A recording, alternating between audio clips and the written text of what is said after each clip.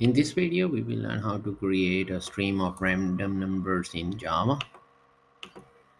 In the main function, I will create a object of random and name it ran, and then random, call to a random constructor class, and then I will call rands int function and pass in the number of random numbers that we want to generate.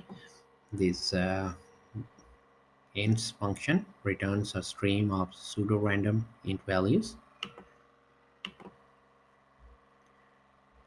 Need to import java.util package for random class and just save it and run our program.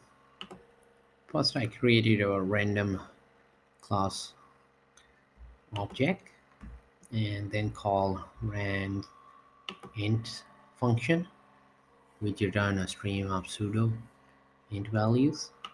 We want to generate 3, so pass the 3, and then it will be sorted and printed to the console.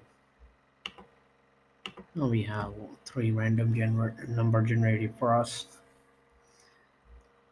I will run it again to see more different numbers.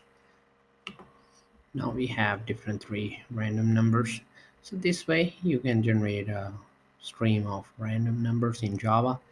To keep on learning, please subscribe to my YouTube channel. Keep supporting me, and thank you for watching.